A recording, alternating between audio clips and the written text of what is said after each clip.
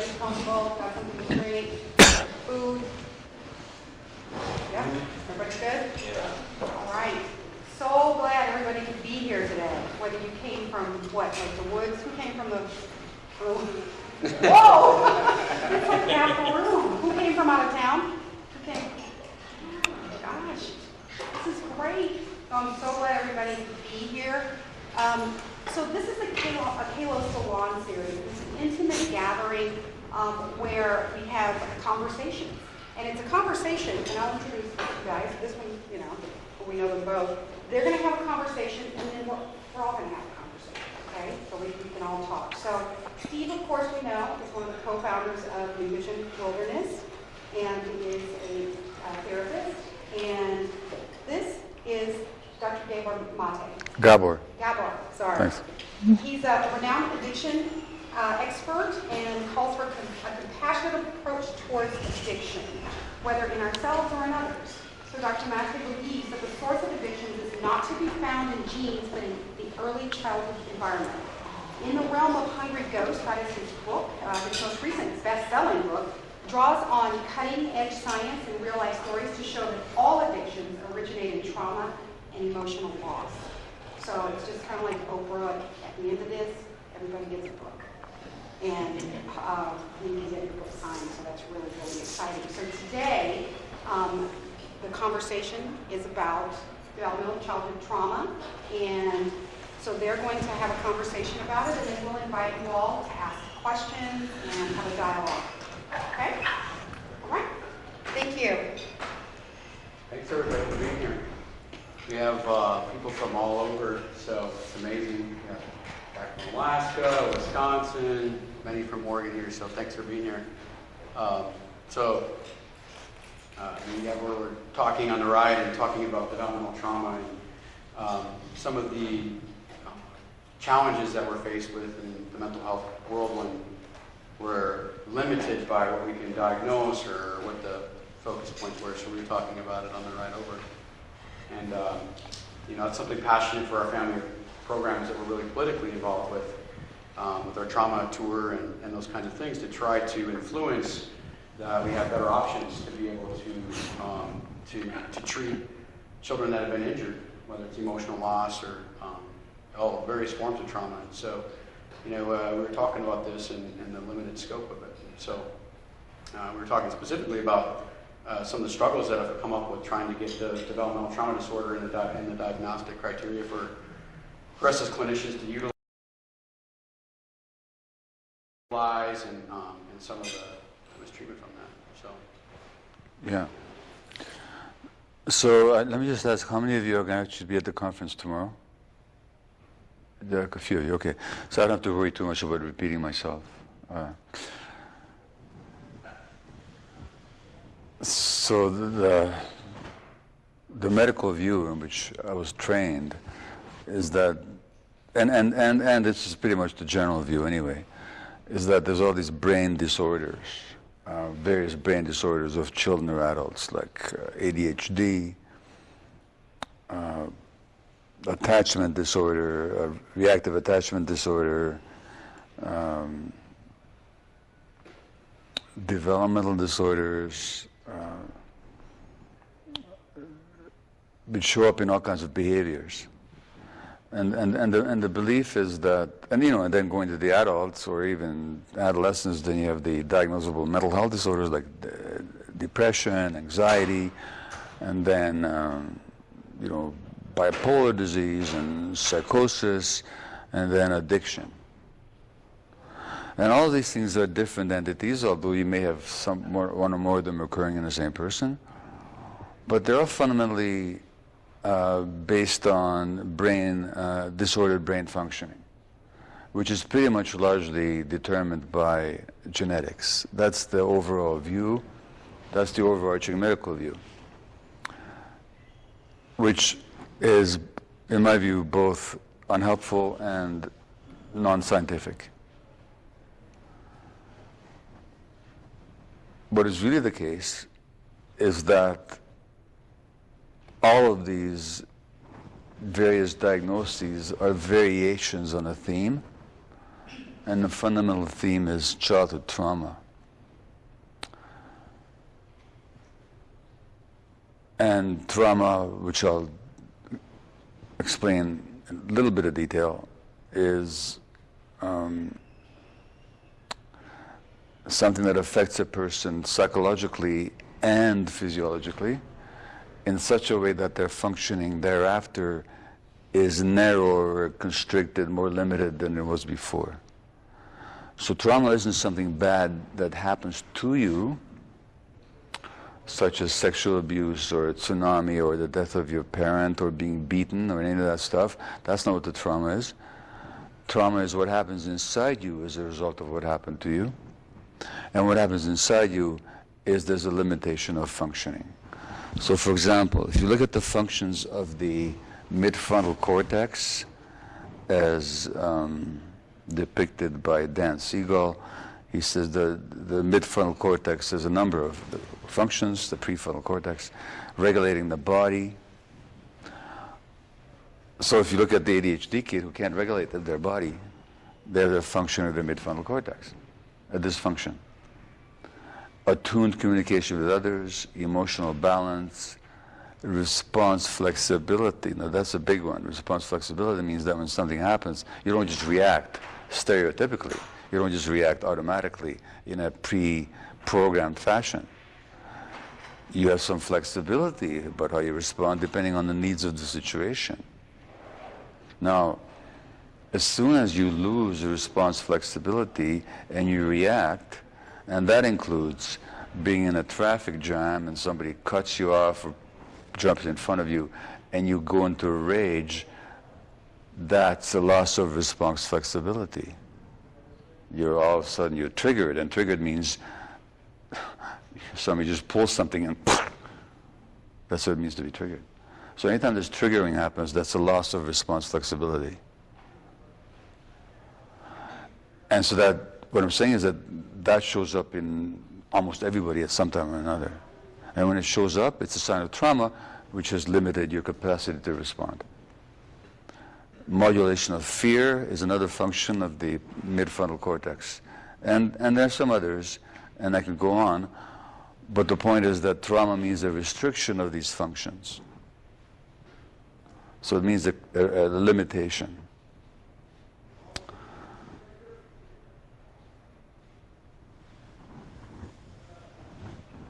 And again, what I'm saying is that all these childhood diagnoses or adult diagnoses for that matter, are responses to trauma.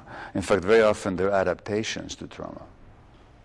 So ADHD, which is, I've been diagnosed with myself, and I realized almost right from the beginning that this isn't an inherited disease. It's not a disease at all. Even though two of my kids have it and I have it, so I'm still saying it's not a genetic disease. What is it? It's an adaptation. Because the absent-mindedness, the tuning out, is an adaptive response, or not an adaptive response, and it's an adaptive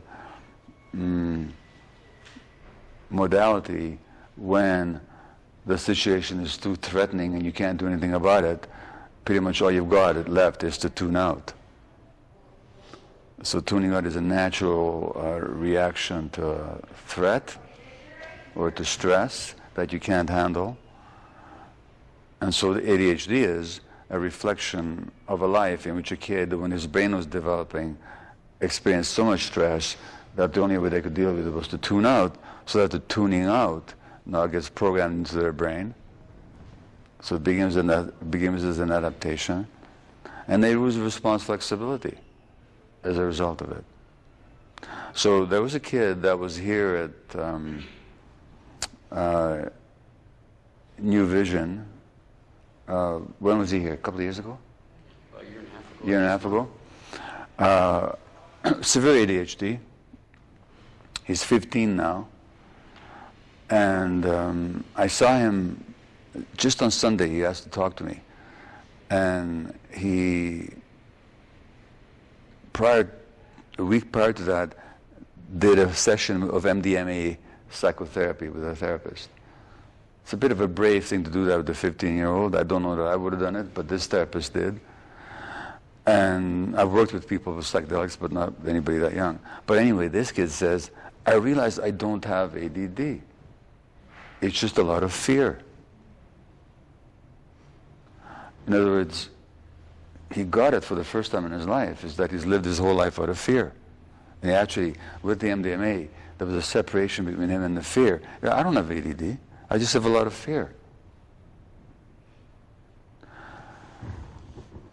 And it's interesting because at another psychedelic session with a plant called Ayahuasca, the shaman I was working with, we were working with somebody doing ceremony with severe ADD, and the shaman says, I just got what ADD is. It's a fear of the present moment. This person is just afraid to be in the present. Well, that's adaptive. If the present moment is too threatening when you're developing, then not being in the present moment is adaptive. The problem with these trauma responses and adaptations is that when they get wired in, now they become our default setting. And again, we lose response flexibility. We just respond in these stereotypical ways programmed into us as a response to trauma.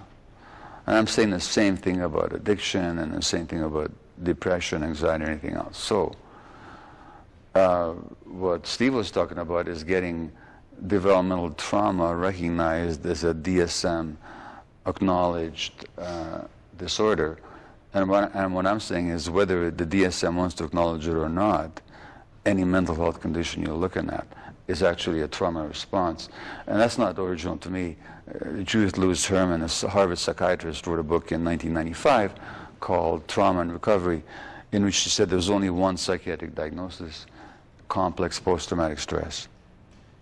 So PTSD, we use it rather loosely to apply to all kinds of traumatic responses, but actually PTSD is a particular constellation of symptoms, but it's part of the spectrum of complex post-traumatic stress.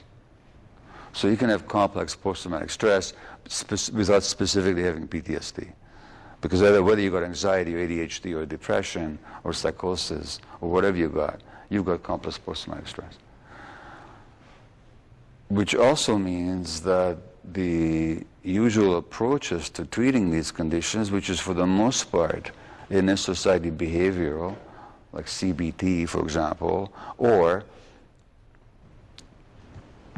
banishing a kid to his room is a behavioral approach. We're trying to change the behavior through punishment, or taking away privileges, or sending somebody to jail.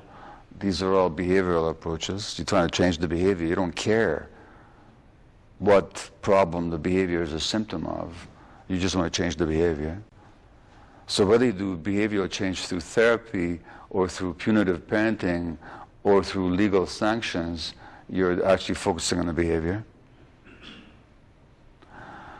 rather than looking at the causes. Or on the other hand, the medical approach, which by and large tries to change the biology of the brain through pharmacology. Having taken pharmaceuticals myself and found them helpful, I'm not here to agitate against them, but they're not the answer because they don't address the solution. They don't address the source.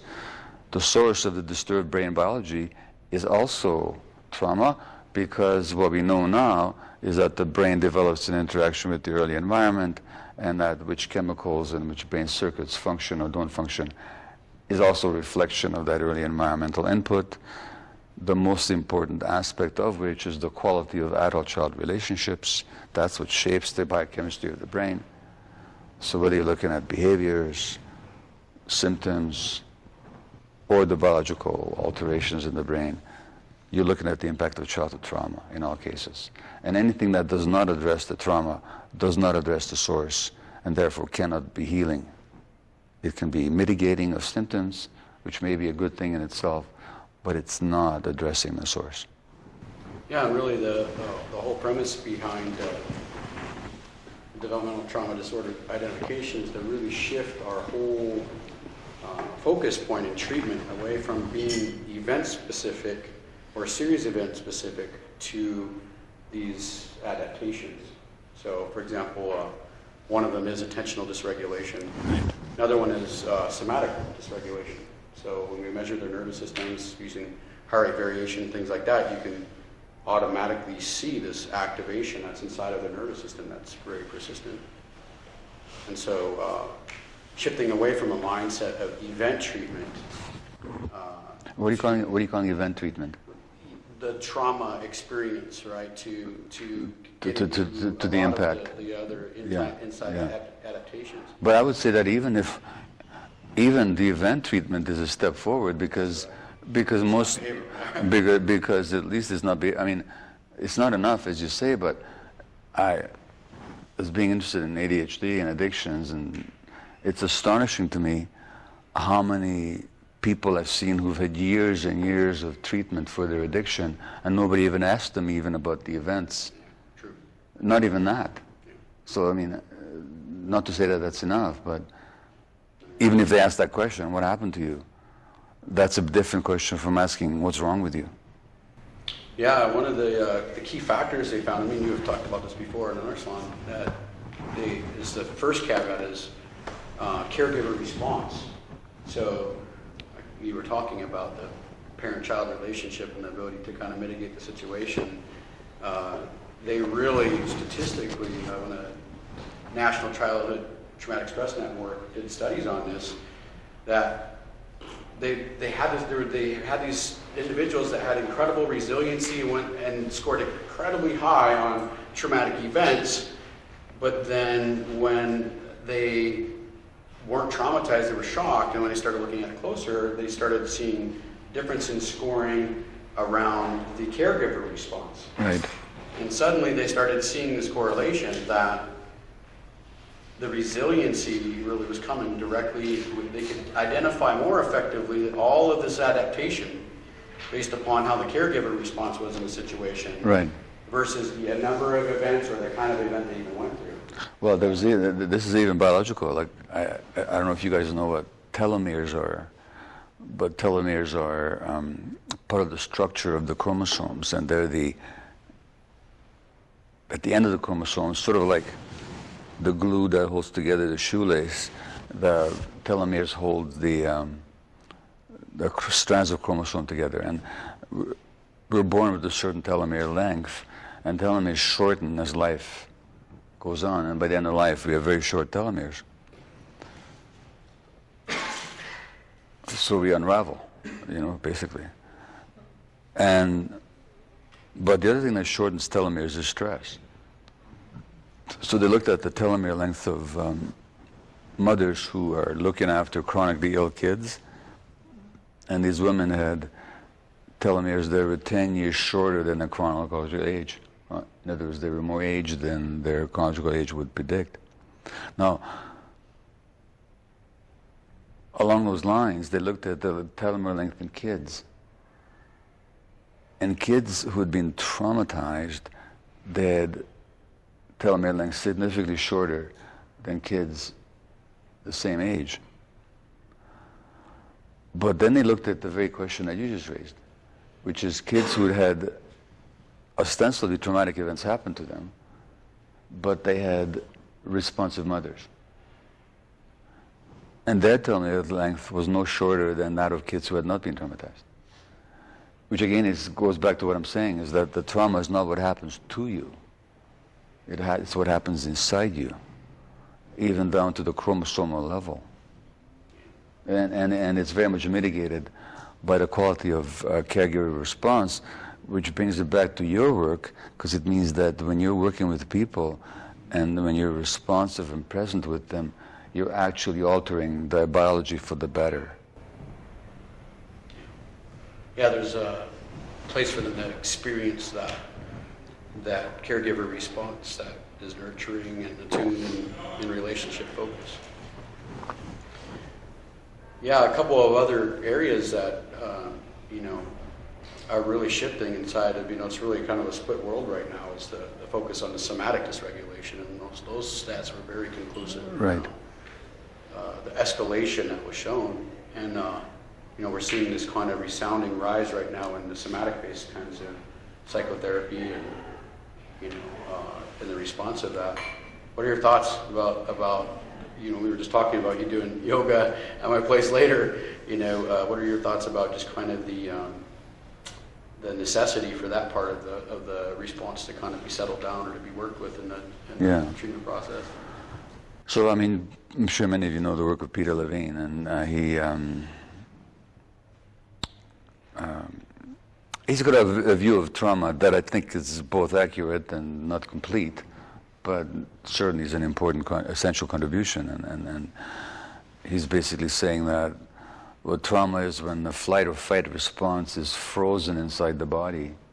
When you're afraid, there's a kind of movement that you need to go through, either to escape or to fight back, or at least afterwards to shake off the built-up energy that didn't get discharged. And that in human trauma, you can't move to the flight or fight, because if you're a 4-year-old being sexually abused, you can't escape, nor can you fight back. Nor afterwards, unless you have an empathetic witness, can you shake it off. Because what the kids wants to do is to shake and to cry. But what if there's no caregiver around? Well, then that energy gets frozen in the body. And so Peter has found a way to work with that frozen energy in the body by noticing the person's body state. So it's not talk therapy as such. You're maybe talking with somebody, but you're observing their bodies, and then you're noticing their physical responses. For example, loss of color in the face is a somatic response. It means that there's constriction of the blood vessels in the face. Or in the hand, so is blushing. Or this movement, it's a somatic response. Or an incomplete hand movement. He's very good at noticing these things. And so the somatic experiencing is in releasing that frozen energy in the body. It's not the only way to work with the body, with the soma, but it's one way. But certainly more and more when I work with people, it's not about talking. It's about getting them to experience themselves in their bodies in the present moment. Anybody in the group, based upon what we're talking about so far, want to chime in with any questions or thoughts or take things in another direction? I have a comment. when we're working with them, in our culture, in the Native American culture, we've moved beyond the fight, flight, and freeze to friendship, and making a collaborative relationship with that trauma, through that process that you're talking about, being in the present moment and bringing them, because the past is depression and the future there's anxiety, and what's happening with the energy today, is it's being wasted. So we teach people that spirit is energy and energy is spirit, and energy and vitality is only available to us in the present moment. So making a friendship with that trauma in the present moment. Yeah. Well, also I think there's all those rituals like dancing and drumming and whatever else that are all about energy release, that are embedded in Aboriginal cultures around the world. Whereas, like in the West, what do? We, for the most part, we're not participants anymore. We're observers of all that. We watch somebody else drum. We watch somebody else dance, for the most part, rather than being. And if we're participants, we're not active, creative participants. We are kind of downloading. Recently I took part in Iboga, which is a African plant, and all night they play this Iboga music from Gabon, and this tribal singing.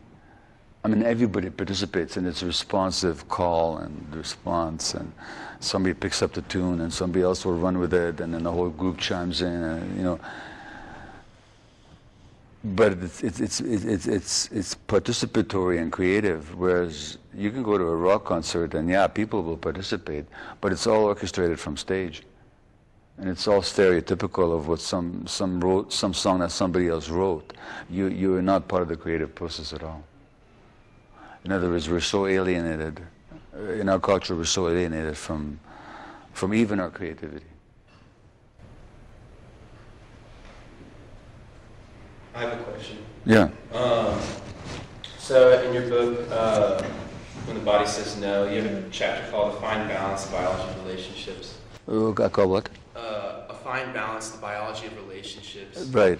And you talk about, like, you say nature's ultimate goal is to foster growth of the individual from absolute dependence to independence or to interdependence. And you kind of set up the spectrum between, like, dependence and interdependence, external regulation versus self-regulation. Right. Attachment versus individuation. And it seems like we have needs on both sides. So we have, like, needs for, like, attachment, but then if you miss the boat, there's this need for, like, individuality. And then you say in another book,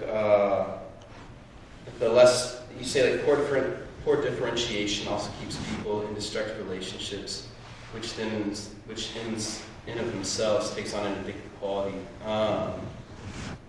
And so my question is, it seems that if a person is not developed in this way of being able to be secure in their sense of self, that, like, they are more drawn to social relationships to kind of, like, fulfill this need for attachment. And so there's this seemingly contradictory needs for, like, attachment, but also to, like, get away. It would seem to, like, foster something individually so that they can, like, nourish from within.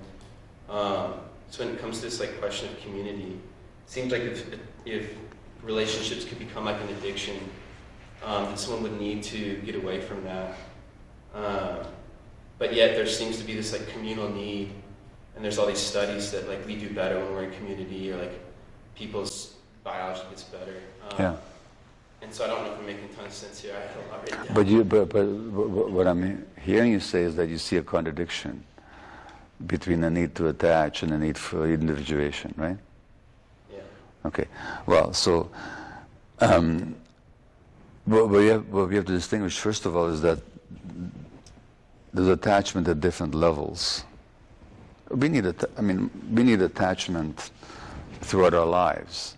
You know, it's always better to be in contact, and people who are lonely and alone, they die sooner, they get sick more easily, they get more sick than other people do. You know, we know that. The problem is when attachment needs stay static. In other words, when I enter adulthood with the same attachment needs I had as a child. So, as an infant, I have absolute need to attach, otherwise I just don't survive. So when a guy says to a woman, I can't live without you, that's an infantile attachment need. Yes, he could live without her. And if he doesn't believe he could live without her, it's because he has not developed. Not his fault. The conditions weren't there for him to develop. So particularly these women, these guys who stalk women, you know what their history was. That guy does not think he can live without that woman, and he needs to control that woman in order for him to feel halfway safe in the world. Which tells us that his needs for attachment were not met as an infant, and therefore he stayed in an infantile state of attachment, not in the body of an adult who's going to try and control the woman that he couldn't control when he was an infant. So the problem is not the attachment, the problem is the level of lack of maturation of the attachment. Because we are meant to individuate. And individuate means that my internal state does not depend on your emotional state. That you could be upset around me, or you might even not want to see me, and I might be disappointed, but I will not be destroyed, and I will not be dysfunctional because you don't want to see me. So as we individuate, there's more and more self-regulation, regardless of what happens externally, which means the more and more response flexibility that we have. That doesn't mean that our attachment needs are gone. As human beings, we have attachment needs, but they're at a much higher level. And we can handle the disappointment of attachment needs. Whereas when the attachment dynamic stays at the infantile or small child level, then we can't handle the disappointment of our attachment needs. We don't know what to do with ourselves. So that's the distinction. Is that not having to manage my inner arousal level of my nervous system through my connection to you. that's right, which is the infant state. If I have to cry to get my needs met, and I get that, have to be that highly aroused my nervous system to get that need met, right, then I'm in that infantile spot where a baby cries to get what they need. But if I'm able to manage that system and my brain's able to manage that system, then I experience disappointment. Sadness, maybe. And so when you see that differentiation of people, some people are literally suffering, like a baby's crying for food, and they look like a baby in an adult's body, but actually what they're telling you, right, is they're in incredible suffering. And the person who's disappointed, you can sense it bothers them, but it doesn't dictate that current level of fear response inside of their system, right? So somebody who's over-attached or stalking women or whatever, it's the level of investment in it is so beyond what that current situation should kind of look like, right? But that's based upon their development. Now, does that answer your question or not? It does. It's to an extent. I'm kind of curious, just in like my own experience, what level of need for like social interaction and community makes sense and would be a balanced level of need for an adult. So like, there's this idea that if you don't like being alone, you don't like yourself, or you have shame, or that there's. If you don't like being alone, it means that you don't like yourself. That's an idea that has come up again and again. That there's this idea that I can't sit in the present moment with myself. Well, tell me the exception to that. The exception to that would be someone that can. No, exception to, I would say that unless you tell me otherwise, if you can't be alone, it's true that you don't like yourself. You can't stand yourself. Now, I'm not saying actively dislike yourself. I mean, you can't handle your own company. You're uncomfortable with yourself. Give me an exception to that. Or that I feel like it's not enough. Like the social communal nourishment that I would otherwise be seeking from other people, I cannot provide on my own to myself in an extent that is, well, like fully satiating to that need. Well, okay. If you can't be on your own, if that makes you anxious, uncomfortable, bored, then there's some discomfort there with the self. Period. It's not a question of it not being enough, it's a question of you not being enough. And so for how long, though, until you... So, like, being alone to one's whole life, there's this idea that we are community animals, we're social animals, that we're less healthy when we don't have community and stuff. So I think that, like, feeling that discomfort would be part of that. But at the same time, so I might be able to be alone initially, but after days or weeks or however long. Well, it depends. I mean, that just depends on where you're at in life. Somebody might be alone for 6 months. People do that. They go off and meditate in a cave for 6 months, and that's what they do. I'm not advocating it. I'm just saying. So there's no general answer to your question. But really the issue is when you need to be alone. First of all, can you be alone? And can you be comfortable with that? I don't mean alone with the computer, or alone with a cell phone, or alone with a TV set, or alone with a book. I mean alone. And if you can't abide that, and with somebody with ADHD, I've always had a hard time with that. Because that's what ADHD is discomfort with the self in the present moment. So again, I can't give you how many days, like, okay, if you're alone for 3 days, you're okay, but if, after that it's not okay. No, that depends on the circumstances. But in general, it's totally true that if you can't be on your own, there's a discomfort with the self. And that discomfort with the self is a memory of being an infant who is not cared for. And that doesn't mean neglected for months in an orphanage. It can be just, right, having a body experience or body memory of that time that mom was late coming with a bottle, right? Well, I wouldn't say it wouldn't be one time, but it would certainly be a memory of being taught to sleep by not being picked up. when your parents have taken on this sleep technique, you don't pick up the kid. Well, you know, my mother, I recently, my mother kept a diary when I was an infant, and of course I was born during the Holocaust, and there's all kinds of trauma happened to my family, and I always thought that was the big deal. But recently I read my mother's diary, just a few weeks ago, for the first time. And she's talking about when I'm 6 weeks of age. This is before the Nazis arrived in my life, or in our lives. I'm 6 weeks of age, and she's writing in her diary that I woke up at 3:15 in the morning, and I was crying for food and to be held, but she couldn't pick me up till 5 o'clock because the doctors had told her that you weren't supposed to do it on schedule. And she says, my heart broke, sweetheart, but I couldn't pick you up. And finally, at 4:45, 15 minutes early, I gave in. But don't think I can do this again. Now, can you imagine the abandonment that the infant experiences? The fear? So here's the source. That's why it's so confusing, because the source of love, she loved me. At the same time, it's the source of the pain. So a lot of people are doing it to their kids today. They're being taught by doctors to do that to their infants. It's a massive abandonment. And it'll lead to attachment needs, frustrated and immature in adulthood. That's what it's going to lead to. Because you can be literally clinging to somebody. So working a lot with families, I struggle with being able to talk about these things without parent shaming, without kind of the parents going into their own stuff. I'm like, I thought I was doing right, I was doing what the doctor said, or what do you mean I didn't meet their needs? You did everything.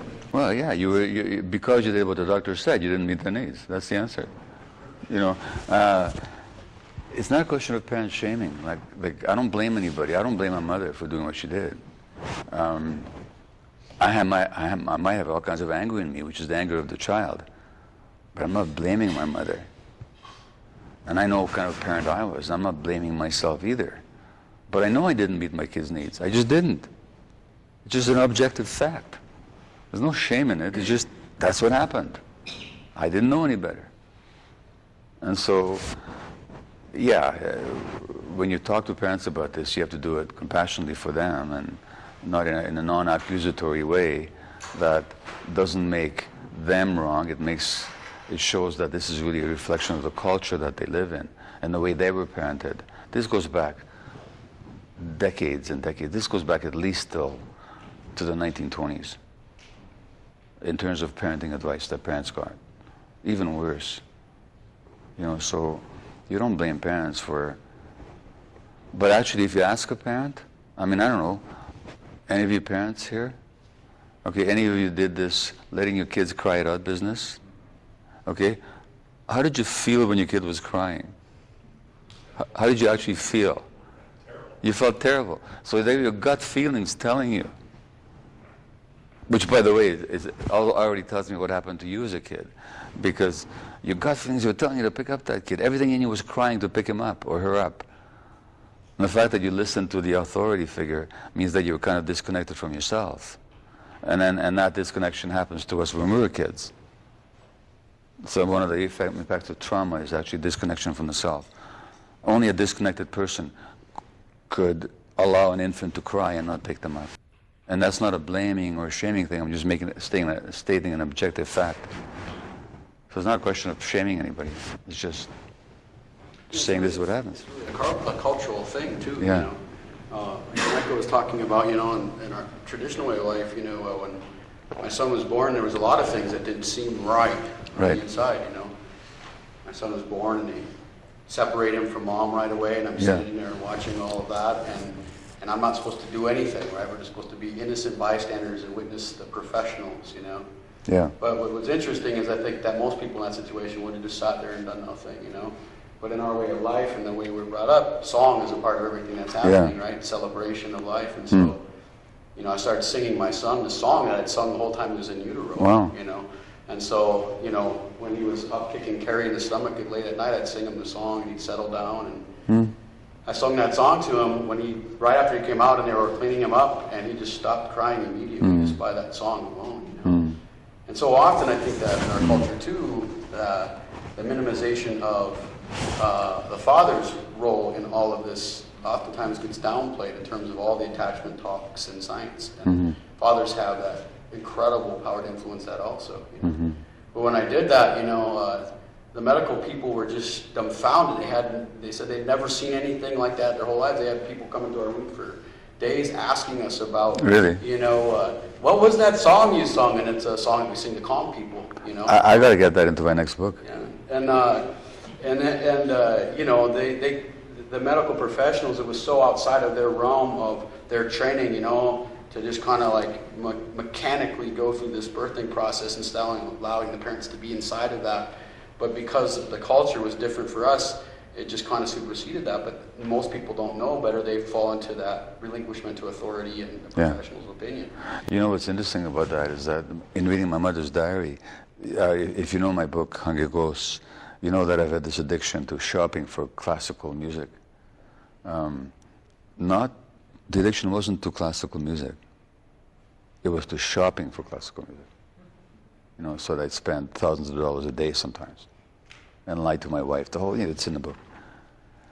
But what's interesting is I read my mother's diary and she says, so you'd be crying, but when we my dad writes this, when we put the radio on and the music comes on, you fell quiet. I never knew that. So there's a source of there's a source of my addiction.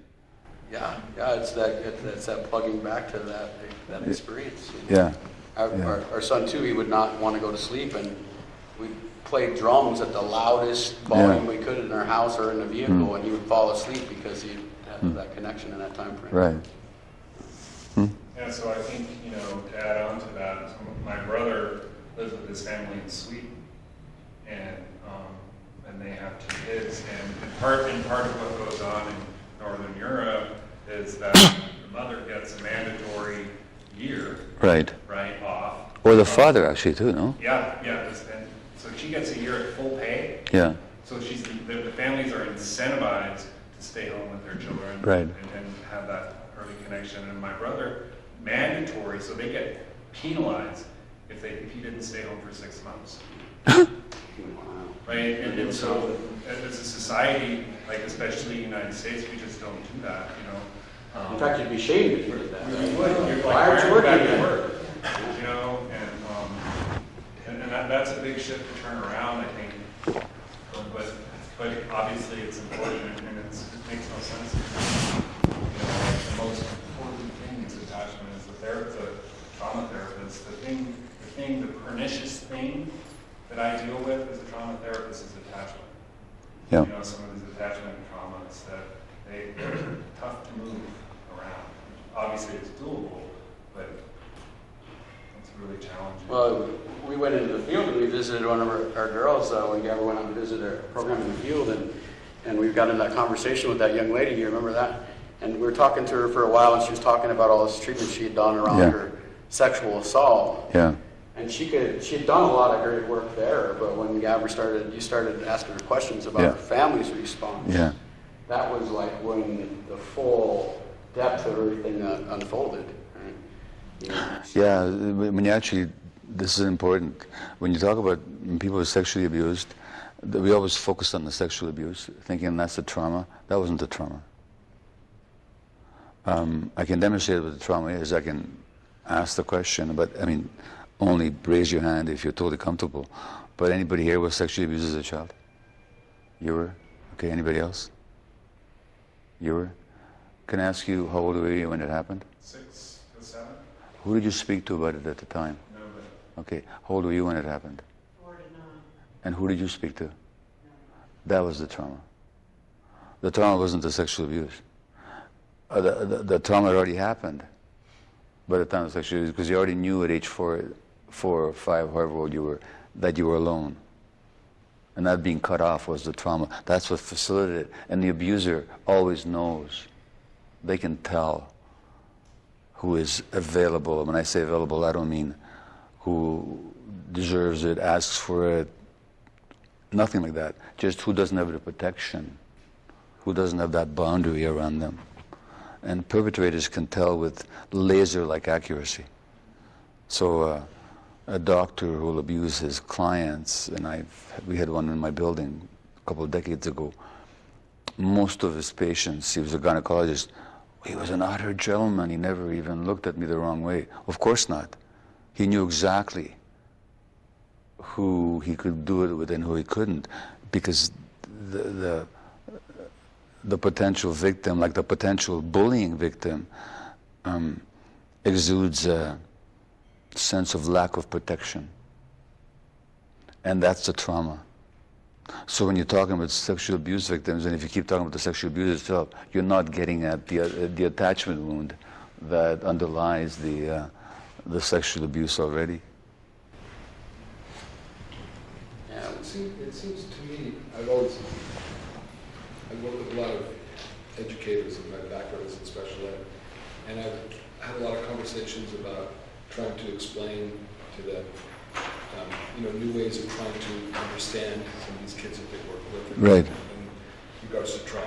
And I find myself reminding them, it's not that anything different necessarily happened to them, because we all experience trauma at birth, and that coming through the birth canal that's traumatic to a child. But how, those arms that we ended up in made the difference. But I'm starting to see that it's not just that original trauma, but how we're programmed to respond to trauma all our life. It's almost like all of our childhood is just traumatic events after traumatic events that we either have a nurturing, parent or somebody who will take care of us or not. And so later on, as you're describing these incidences where there are perpetrators who are sensing people vulnerable to these kind of things, it's just trauma on top of trauma on top. And sure, they have these really traumatic, horrible events that, thank God most people don't have to go through, but it's not random. It's not random. It's not random. There's really good writing on this, actually. Dr. Robert Scarer, he was a neurologist who, after thousands of patients coming into his office as a neurologist, and he started seeing this tie between trauma and all of these neurological issues he was treating. He switched and he started studying trauma, and he's got a lot of fascinating writings. But one of them, the book is called The Trauma Spectrum. And it's a good read, and if you're thinking on this level, it's a really good read, because it's about how this is, instead of us talking about trauma as an event or a situation, that it's this spectrum of experience that, engages with caregiver response. That's a piece of the puzzle. Then you have, how many events have I found myself in where I couldn't react, or I was powerless, or how many have I been engaged with where alone versus where I was with people, and all the aspects of resiliency that are either built in that experience or not, right? To be able to kind of culminate to this, this collapse of adaptations that have to happen, right? We have to adapt. The more magnitude of trauma there is inside of that spectrum, the stronger the adaptations have to be.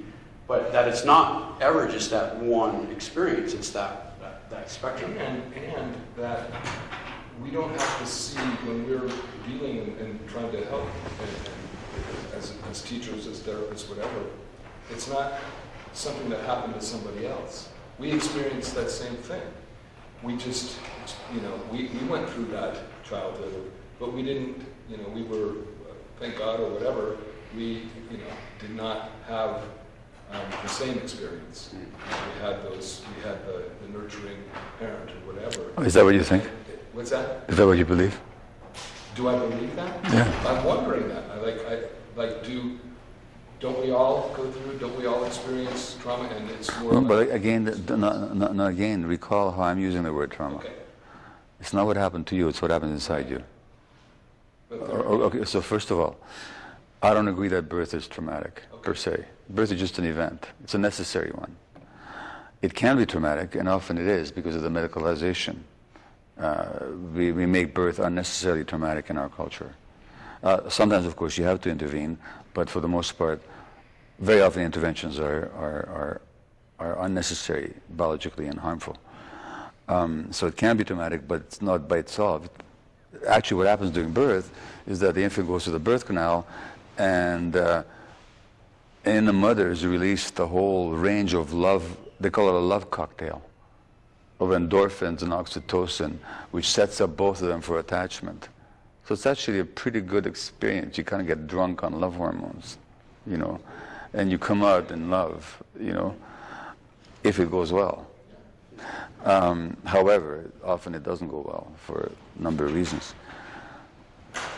In terms of the therapist, I think any therapist to think that they had a loving childhood and everything is just fine, they're just kidding themselves. And I've yet to meet the therapist. Maybe you're the first one, but I'm not a therapist, and I don't think I have. oh, you're not? Okay. Oh, great. Okay, great. Okay, oh, great. Okay, because I've yet to meet the therapist. I've met people who thought they had happy childhoods and no trauma. I've yet to meet anybody that could survive that assertion for 2 minutes of conversation. You know, if you ask them the right questions. So, no, I think most therapists are quite aware, or they should be, that what draw them into therapy in the first place is precisely because stuff happened to them. Remember that lady that we chased out of the last clinical salon? Remember that when we were in San Diego? We chased somebody out? No, I don't remember. The lady was talking about, you know, school-based trauma and stuff like that, and you started asking her. I think you got through 3 questions with her, and then she had to leave. Okay, that was very skillful of me, obviously. I just want to, because I don't want to be listened to. Why I was saying that was, the point that I'm trying to get across to teachers who like, they don't want to recognize what's going on with these kids, the difficult kids they're dealing with, Yeah. and stuff like that. And the point that I'm trying to make with them is, they want to see them as somebody as other. Yeah. I'm trying to impress upon them that, no, you've experienced the same thing they have. I think you're quite right, and I think the same thing is true of a lot of physicians, psychologists, and so on. They just don't deal with their own stuff, so it's easier to label the kid and deal with the behavior rather than to really be curious about what happened to them. It is a self-defense. You're quite right. So my question is, I hear that piece around no therapist that you've met or talked to has survived 2 minutes of conversation. No, anybody, by the way. Right. Yeah. But as far as like, as I'm hearing this, like, I don't know anybody that makes it through unscathed. Well, they don't. And as far as like, there's always this traumatic experience, always a little Yes. experience. And so the thing that I bump into is, and this is actually one of the critiques of complex developmental trauma, is it's too big of a catch-all. It gets everybody. So is it a label that applies to just... Well, look, so Peter Levine says that trauma is not recognized because it's so commonplace. We just take it for granted that it's part of life. But if you actually get down to it, you ask people, do you have response flexibility? Often they don't. If anybody thinks they do, ask them when was the last time they got upset with somebody in their lives. You know, do they have all these qualities that a non-traumatized brain would be able to manage? They don't. Most people in this culture are traumatized to one degree or another. If you recognize that trauma is not the terrible things that happen, so you don't have to have terrible things happen to you. That's the big mistake. Well, yeah, nothing terrible happened to me. Of course not. But trauma is not just, again, trauma is not what happens to you. Trauma is what happens inside you. Number one. Number two, things can happen inside you, not because bad things happen to you, but because good things didn't happen to you. Like not getting that responsiveness when you needed it. Now, nobody's going to remember what didn't happen. If your mother didn't respond to you in a tuned way when you were crying when you were 3 months old, you're not going to recall that. But it was traumatic for you.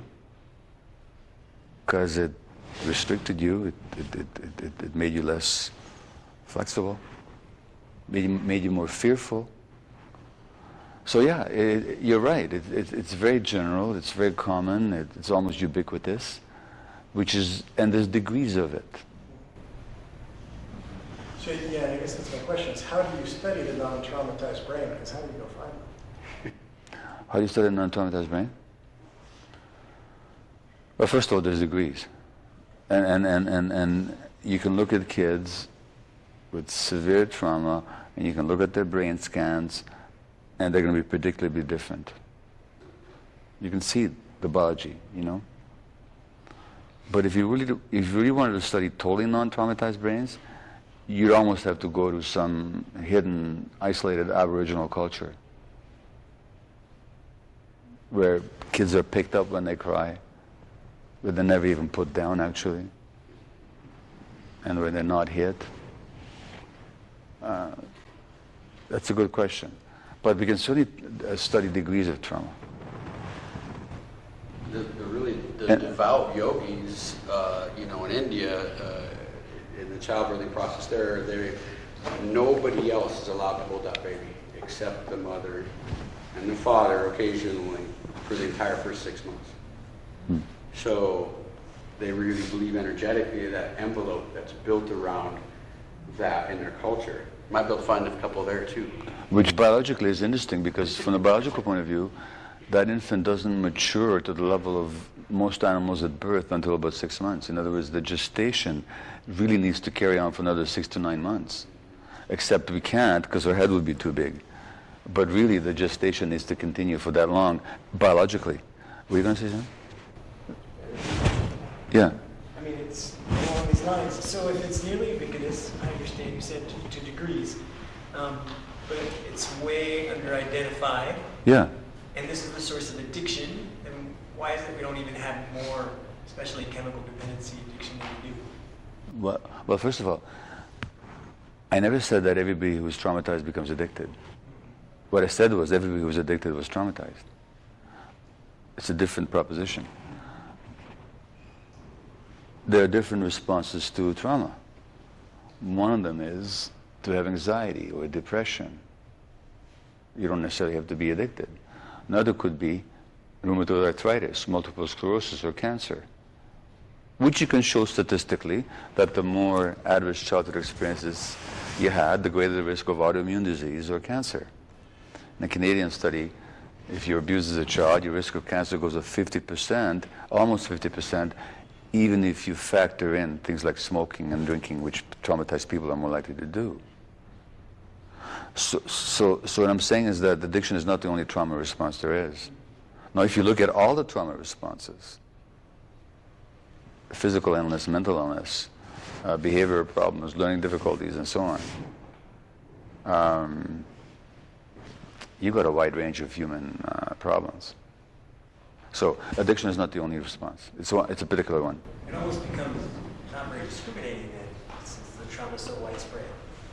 Well, so the issue for me as a physician or a therapist, or most people here, is when a human being is in front of you with a particular problem, how do we deal with it? So apart from a philosophical question, just this person in front of me, what is their story? I've yet to meet anybody with cancer who wasn't severely traumatized as a child, or rheumatoid arthritis, or multiple sclerosis, or ALS, or addiction, anything like that. And the question is, how am I going to relate to that person without relating to their actual life history? Am I just going to relate to their disease, which is an outcome and a manifestation, which is the medical approach? Let's just deal with the biological disease, either through an antidepressant or through anti-immune medication if you are an autoimmune disease, or we're going to talk to you as a person and get you to reprogram yourself. So it's not a theoretical question. It's a question of, there's a person in front of me with a particular problem. How am I going to approach that? Yeah, how do you incorporate that as part of their treatment approach, for sure. Yeah, on the social level, of course, the question becomes, which is my next book, really. It's called The Myth of Normal, because I'm saying in this society nobody's normal. or normal is actually abnormal in this society. You know, to fit into this society is crazy. So it's a social question as well, of what do we do with these concepts when it comes to social policy and education and so on as well. You know what I'm saying? That's approaching people who don't want help. Who don't want? Who don't want the help. Yeah.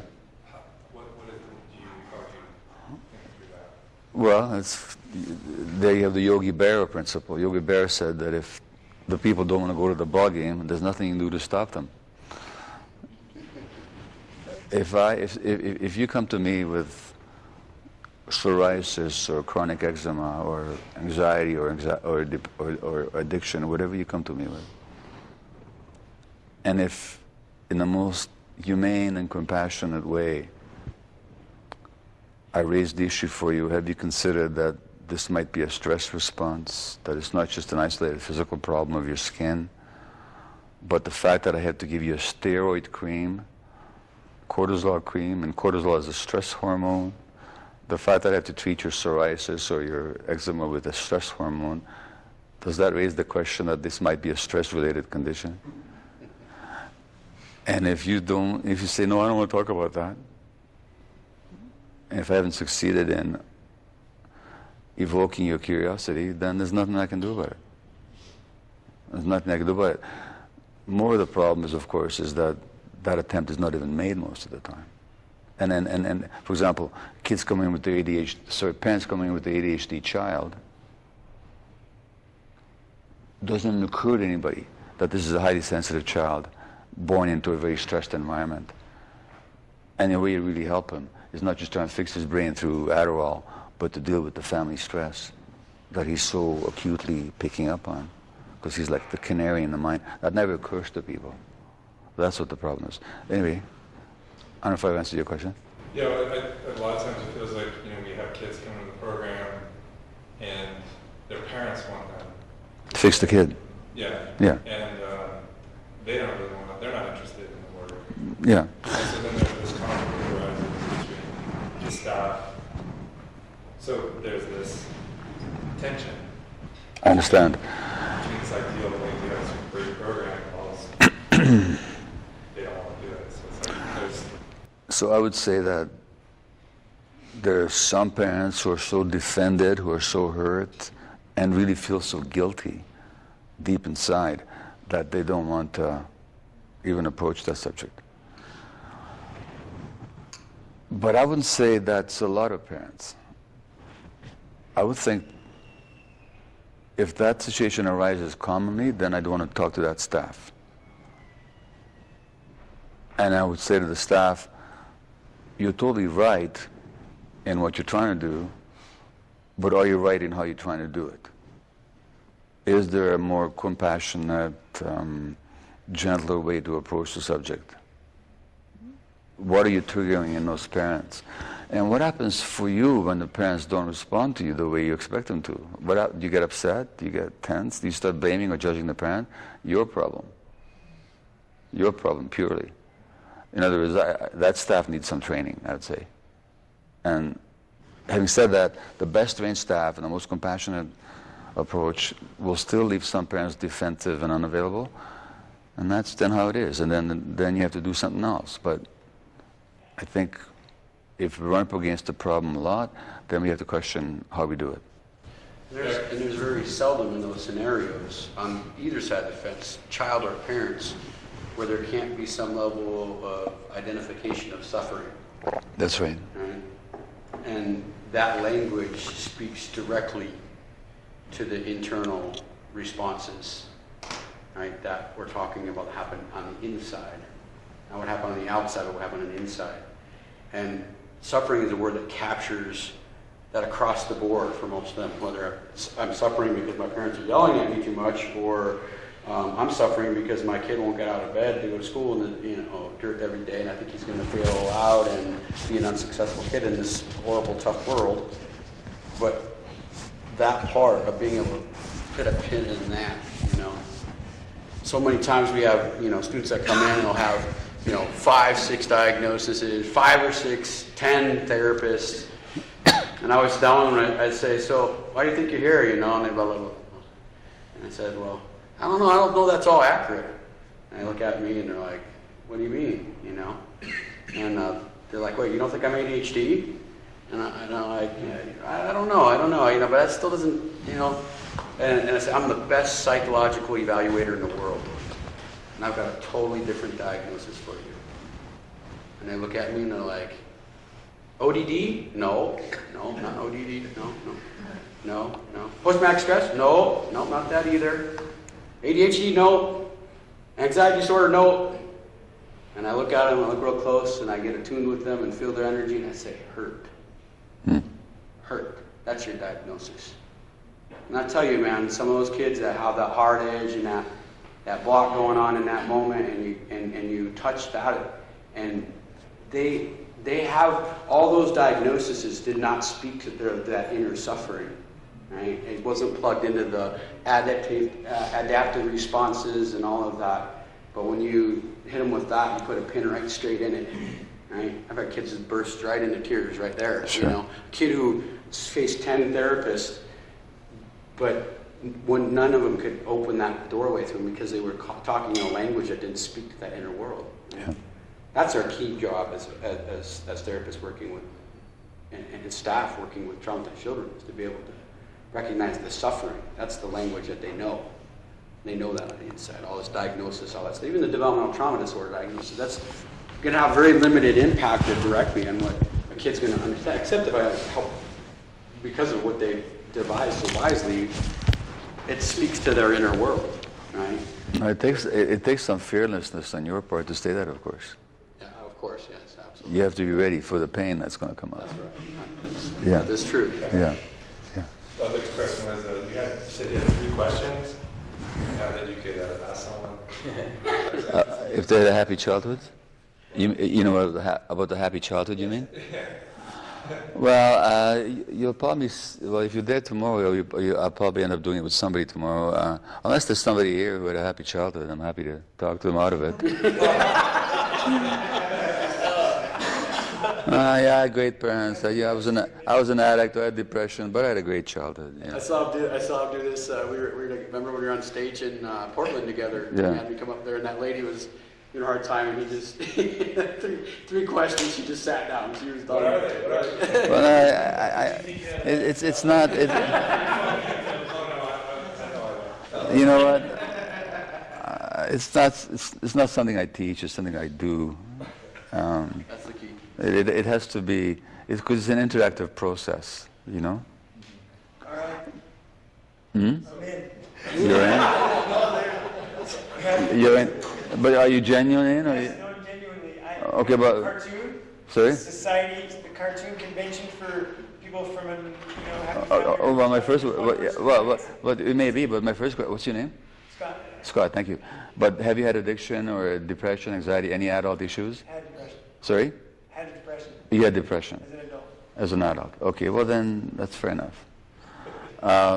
So tell me about your happy childhood. Youngest child, revered, it was like a gift, wasn't planned. Say again, you weren't planned. Was okay. not planned, right? Yeah. Affluent, needs were met. Live in the suburbs. Parents came to every sporting event ever. Felt very supported and loved. Okay, great. Neither of your parents ever had depression or anxiety? Not diagnosed, No. look back and notice that, and no alcohol issues. Nobody drank at all? No. Nobody got hit in the family? You weren't spanked at all? Well, no, I didn't spank you, but more memorably, mouth washed out with soap at times. Say it again? I'm sorry. Mouth washed out with soap. Mouth washed what? Had my mouth washed out with soap. Oh, yeah, okay. Foul mouth. Yeah. Once or twice. Once or twice. How old were you when that happened? How old were you when that happened? I can't honestly tell you. Roughly. 8, 10. Let's say 8 and 10, okay? Do you have kids? Yeah. How old are they? Okay. Would you wash his mouth out with soap? No, How come? it was very distasteful. First of all, I just think there's other ways to do it. other ways to do what? To address the foul mouth. Okay. And why wouldn't you do that? Why would I address that? Why would you not do that? Why would you not do that particular way? I think there's better ways to do it. But if there weren't better ways, you would do it, right? Yeah, I don't think it's, yeah, I mean, sure, if I didn't have other ways, I would do it. Doesn't seem, it's not like... So rather than being curious as to why the kid is upset and using that kind of language, you just want to punish them out of it, is that?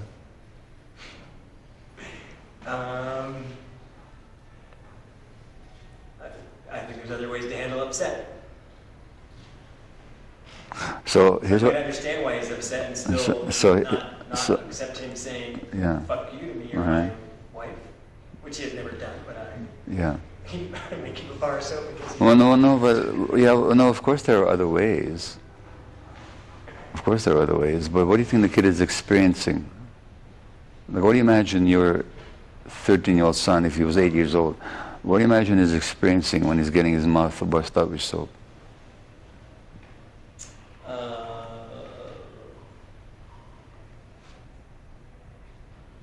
Powerlessness, Okay, what else? anger, Okay, feeling misunderstood. okay. Humiliated? Okay. So let's assume that you felt humiliated and angered and misunderstood. What did you do with those feelings? Who did you talk to about that? I mean, I can't tell you for... No, I'm asking you, who did you talk to I about don't think I talked to my brother or... No, but no adult, right? Right, go ahead.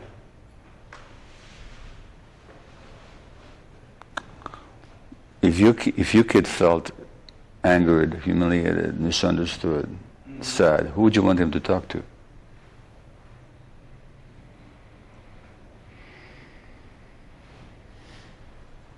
Anybody. Anybody? Specifically, who would you want him to talk to?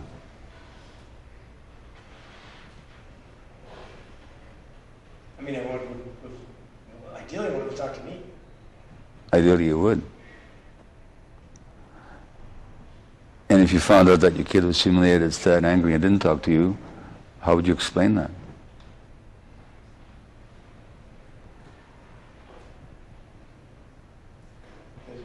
And didn't talk to me, that he didn't feel comfortable talking to me about that. That's sorry? That he didn't feel comfortable talking to me about it. He felt cut off from you. That was your childhood. And what did you do with your emotions, by the way? You pushed them down. What's another way for pushing things down? What's another word for that? Suppress? What do you do? Suppress? Yeah. Hence your depression. Now, your depression wasn't a mistake.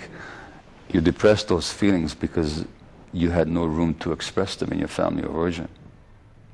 So your way of surviving and belonging to the family was to push things down. Then as an adult, you diagnosed with depression. And the other giveaway, Scott, is that you laugh about it. It's not in the least funny to think of an 8-year-old having his mouth washed out with soap. He has to be held down, humiliated, forced. It's not funny. And if you saw somebody doing it to some kid, you would never laugh about it. But you kept a very jovial tone and demeanor when you were talking about it in your own case, which I would argue is the way you distance yourself from your own experience. I would say it's a lot of distance in years. More. That doesn't... There's building a case as if this happened on a regular basis, if it happened... It doesn't have to happen more than once. Right. It only has to happen once. I could go on, but I'm telling you there's more to it. So I'm not saying your parents didn't love you. Right. I'm not saying they didn't do their best.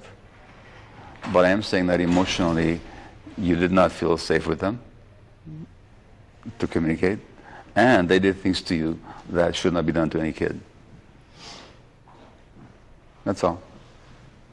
So it's not a question of saying that they didn't come to your games, they didn't do their best, they weren't diligent, they weren't committed.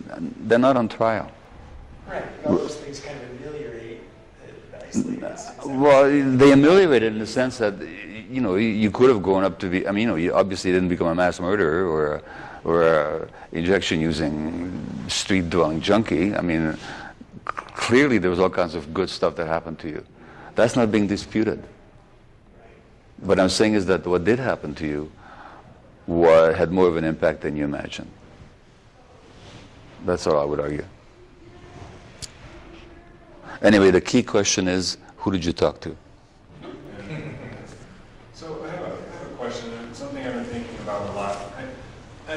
I live and breathe addiction and trauma work and research, and it's just what I think about. And I find that sometimes I get stuck in this idea that there's just so much trauma, right? Yeah. In the world. And so then my next thought is, so if I go back 100 years or less maybe in our history, when, you know, let's say before, you know, medicine, you know, formalized and weren't using leeches and people for disease, lifespan was maybe half of what it is now. Yeah. And there was like, by our definition today, everywhere there was intense trauma. And, you know, we talk about how horrible it is to miscarry a child and lose a child. This is commonplace in every family. And then I think about my mom. She goes to the dentist, right, and she refuses all pain medication at all. And I mean, even a root canal, and the doctors won't do it. The dentists will not do it because they're afraid she'll flinch or whatever. She doesn't need it. So what I'm coming to is that I think, you know, we're a real pain-averse society, and that's a big reason why the opioid epidemic is what it is today, because we're just afraid of pain. We don't want to be, and we're sold that, right? But I think we're also, there's a little bit, for me, there needs to be attention about being trauma-averse, that we're too sensitive anymore to the traumas in our lives. But again, what are you calling trauma? The bad incident, difficult. Interior experience, the inside experience of activation, the result of something that's happening to me. No, but that's not what I'm calling trauma. It has happened. But that's not what I'm calling trauma. This is very hard to get across. I'm calling trauma when there's a constriction in you. When after the incident you're more limited than you were before. That's a trauma. Trauma is not that you had pain. Trauma is not that you felt disappointed, angry, hurt, lost somebody, lost something. That's not what the trauma is. What I'm calling trauma is if there's a restriction in your sense of self, in your sense of the world, and your functioning others. That's what I'm calling trauma. So I'm not talking about, there's nothing you can do about pain. Pain is going to happen to life. Pain does not need to be traumatic. I agree with you. Pain does not need to be traumatic. Pain is just pain. So do you think that there's been a change, though, in our ability to cope with trauma because we're bringing it to the surface, that all of a sudden that we have to like address it, like, and I agree. I think this restriction of response is, I love it, right? I see it in many of my complex conversations, right? But I just think about my mom, like not needing pain medication. Needing it? She could actually handle her root canal, do you think? Probably. I mean, See, when I go to the dentist, I also don't get my teeth frozen, and the dentist is always nervous. And I said, if you're nervous, give yourself the anesthetic, you know. Now, however, I draw the line at root canals. I will not sit there and suffer. I mean, I'm not into suffering, you know, in a root canal. But the root, right? You know, I don't know if your mother could handle the root canal, to tell you the truth. Your mother's refusing the pain medication could be because she can handle it, with high tolerance, like I can handle pain. If the dentist is hurting me, but I know that it's for a purpose and it's going to be over and I can stop it anytime I want, I'm not suffering, I'm just having pain. You know, like maybe your mother is the same, but maybe your mother also, it could be another reason. And I used to see this in medical practice all the time. People that didn't want injections and so on, guess what that was about? something foreign coming into them that they had no control over. It's a memory of some childhood trauma, some childhood body invasion. So the fact that your mother refuses injections could be that she's one of these people who can just handle pain legitimately. It could also be that she's averse to being numb because it brings up bad memories for her. I don't know what it is for your mother. Your general question about society, I suppose I'd rather not answer that because it's too big. It deserves a fuller response than I'd have time to give you right now. So one of the things that I work with my patients on now is learning how to tolerate that inner experience more. Well, yeah, the trauma treatment is learning people, helping people. I mean, see, the good news about what I'm saying about trauma, if trauma wasn't, if trauma was the bad things that happened to you, guess what? You're screwed. Because they happened. There's nothing you can do about it. But if trauma is the internal restriction that happened as a result, that you can do something about. It doesn't matter what happened to you 50 or 30 or 10 years ago, the internal restriction can be opened up. And that means you can tolerate difficult feelings, whereas if you're still caught in the trauma response, you can't tolerate difficult feelings.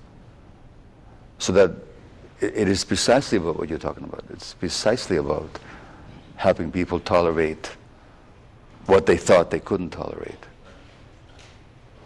That's opening them up. Because real life is going to bring pain, it's going to bring grief, it's going to bring disappointment. That's what real life is going to bring. I often think that one of the mistakes that trauma treatment does is pretend to be able to fix it all, and then have everybody like not feel pain. That's right. Their stuff, and I think That's right. a mistake. That's right. Let's just not mistake trauma for pain or pain for trauma. You can have pain that leads to trauma. You can have pain that has no trauma associated with it at all. And that's what you want people to be able to get to, is that they should be able to handle their pain when it happens. So I'm going to jump in here. Yeah. Because of our time. So thank you, Gabor, for everything. Pleasure. Thank you, everybody, for jumping in. Yeah. So, one thing that, we've talked about on and off, and that's been our connection actually from our very first discussions, I'm realizing now. As part of the our traditional Lakota way of life. Mm-hmm. And, you've done a lot for Native communities, and, there's an article I intended on having printed out for everybody here, but we'll get it to you. Probably it's in here, I'm going to get it to you pretty easy. That really was one of the kind of the, it was passed around all over Indian country a lot, and so you're really well respected in that world. And I know that you've done work up in Canada with the tribes and, other places too. And so, in our way of life, we want to honor that. And so my brother Micah here, we're going to do something special for you here to conclude this evening. And we'll take a little bit of time so you guys can visit and get book signings and stuff like that after we conclude this part of it. We're going to wrap up the night with this, and then we'll just have some loose time to visit a little bit so you guys can actually meet Gabor, because we kind of came in a little bit late, so we'll give you guys a little bit of time after that. So it's kind of fun. So I'm going to hand the torch to my buddy Mike and Nikki here from Wisconsin.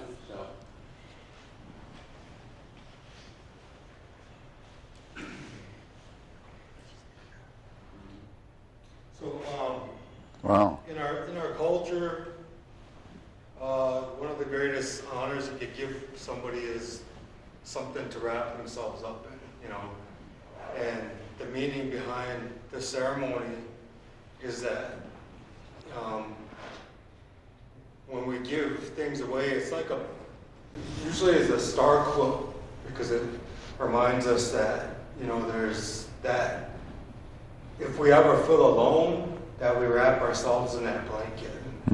But when we are strong enough and we have enough strength inside of ourselves, we take that same blanket and we wrap the people up with it too, so that they don't feel alone, so that we can give the comfort, and we can receive it also. So it's a high honor within our people to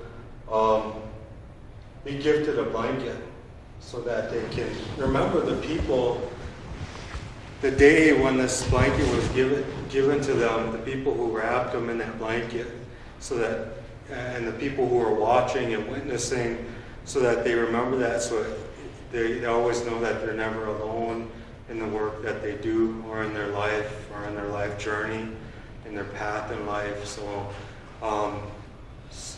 yeah, I was asked by my brother Steve to come up and help do this. I came all the way from Wisconsin to honor you with the blanket for the work you've done with our people. And a lot of my people are huge admirers of you. So thank you very much. Hope you like Tonka, Chichapalon. We're going to wrap him in his blanket. And traditionally, we have people come up and we shake their hands, shake his hands. If everybody wants to come and line up here, shake his hands. I'm going to sing a song. You too, Steve. You can stand. Okay. All right. I'll sing the song. Thank you. Thank you. Thank you. Thank you, Scott. Thank you so much. Thank you. Thank you. Thank you. Thank you. Thank you. Thanks. Thank you. Thanks, Brian. Thank you. Thanks, Stuart. Thank you, Pat. Thank you.